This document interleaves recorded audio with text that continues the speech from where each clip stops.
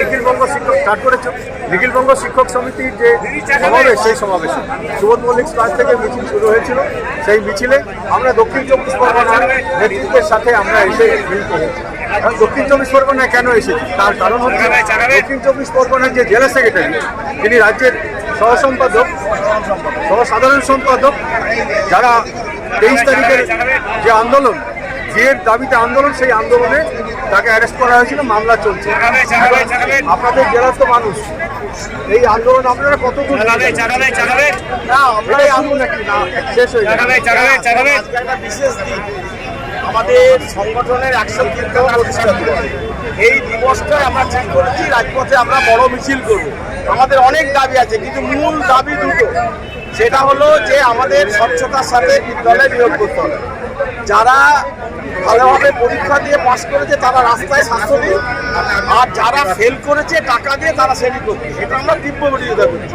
তাদের শ্রেণীকক্ষ থেকে বের করতে হবে, এদের যত দ্রুত সম্ভব চাকরিদার ব্যবস্থা করতে হবে। 1, 2 দিয়ে এখন কেন্দ্রীয় সরকারের সাথে আমাদের খরচ হচ্ছে 38%, আমরা পেয়েছি 3%। অ্যাকচুয়ালি 3%ও নয়, তার কারণ আমাদের হাউস রেন্ট ছিল 15%, সেখান থেকে কমিয়ে 12% করেছে। তারপরে যদি আমরা ধরি তাহলে ডিএ কিন্তু আমাদের শূন্য। এবং জানবেন যে আজকে আবার কেন্দ্রীয় সরকার ডিএ ঘোষণা করবে না বলেছে। স্বাভাবিক কারণে এই যে বঞ্চনা, এই বঞ্চনার বিরুদ্ধেই আমাদের প্রতিবাদ, তার জন্যই আমাদের এই মিছিল। এবং আগামী দিনে 35% তো ছিলই ফারাক, তার সঙ্গে শুনছি 4% নাকি দেবে, তাহলে 39%। 39%। এটা আপনারা বিশেষ করে আজকের দিনটাকে বেছে নিয়েছেন, যে এই ডেটটাকে কেন অন্য ডেট করলেন না কেন? আজকে তো আমাদের প্রতিষ্ঠা দিবস, আমাদের সমিতির প্রতিষ্ঠা দিবস।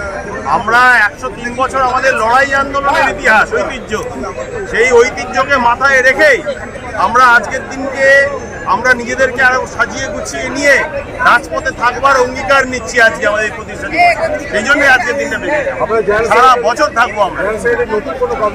হ্যাঁ, ঘোষণা করেছেন উনি।